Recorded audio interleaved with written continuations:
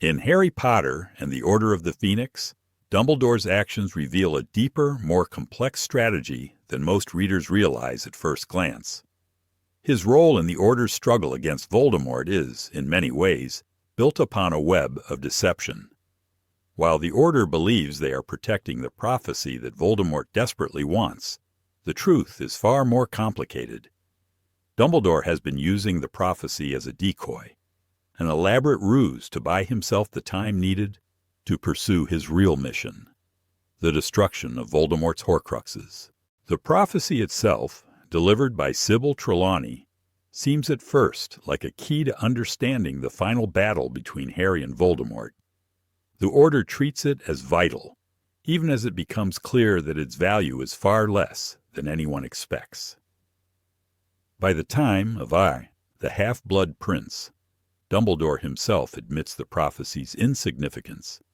He tells Harry, "You are free to choose your own path, Harry. You can turn your back on the prophecy." J.K. Rowling, The Half-Blood Prince. The prophecy only holds the meaning Voldemort gives it, not the ultimate truth of Harry's fate. Dumbledore's true game plan begins to take shape when we consider his view of Voldemort's obsession with immortality.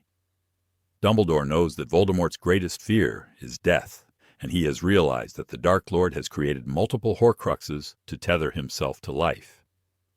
It is the horcruxes that are the true key to defeating Voldemort, not some illusory prophecy. However, Dumbledore also knows that revealing the true importance of the horcruxes would be too dangerous, even for the members of the Order, who already risk their lives in their fight against Voldemort and his Death Eaters. Instead of telling them the truth, Dumbledore decides to let the Order continue guarding the prophecy, allowing them to believe it is the central weapon in the war. Even Sirius, who is deeply involved with the Order, calls the prophecy a weapon. It is, of course, not a weapon at all, but a distraction, a well-crafted lie to buy Dumbledore more time to work behind the scenes. The real battle lies in finding and destroying Voldemort's horcruxes, but this part of the plan remains secret. Dumbledore's silence is strategic. As he works to uncover more about Voldemort's past, he ensures that his allies stay focused on the prophecy, unaware of the more pressing danger: Voldemort's horcruxes. The tension between what Dumbledore knows and what he allows others to believe grows throughout Order of the Phoenix.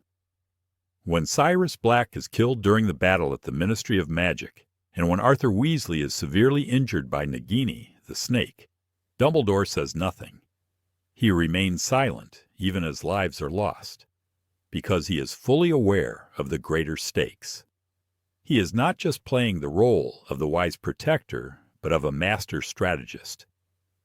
In many ways, Dumbledore's leadership is based on keeping others in the dark to protect them from truths they may not be able to bear. In The Half-Blood Prince, Dumbledore begins to share the fruits of his long investigation into Voldemort's past. His hunt for the Horcruxes has yielded critical information, but it's clear that he has been working tirelessly without the luxury of time. He balances the war against Voldemort, his battle with Dolores Umbridge, and his search for the Horcruxes, tasks that demand all his energy. Meanwhile, he keeps the Order of the Phoenix engaged with the illusion of the prophecy, knowing full well that it has no real power. "You are giving too much attention to the prophecy, Harry," Dumbledore tells him in The Half-Blood Prince. The prophecy is a red herring, one that Voldemort has swallowed hook, line, and sinker, believing it will lead him to victory. But there is also a layer of cunning in Dumbledore's strategy. By focusing Voldemort's efforts on obtaining the prophecy, Dumbledore gains precious time. While the Dark Lord spends a year chasing after an object of no real significance, Dumbledore is quietly uncovering the true means of Voldemort's immortality. The search for the Horcruxes becomes his obsession, and when the circumstances of the magical world force Dumbledore out of Hogwarts, he seizes the opportunity. There is a theory among fans that Dumbledore's strained relationship with Umbridge and the Ministry of Magic was in part orchestrated by him so that he could leave and focus on his real mission. The final act of the prophecy, its destruction by Harry during the battle at the Ministry of Magic, is a masterstroke. Voldemort's mistake is that he has become too consumed with his own power. He overestimates the strength of his Death Eaters, most of whom are weakened by their time in Azkaban. He is also blindsided by the fact that Harry has an army of well-trained allies, members of Dumbledore's army. But the most telling moment is when Voldemort loses control. In a rare display of anger, he begins casting killing curses indiscriminately, ignoring the warnings of his followers. This is a far cry from the composed, calculating Voldemort we met in The Goblet of Fire. The contrast is striking, and it shows how far the Dark Lord has fallen from his earlier, more cautious self. In the end, the prophecy is destroyed, the Death Eaters are captured, and Voldemort's return to power is announced to the Ministry of Magic.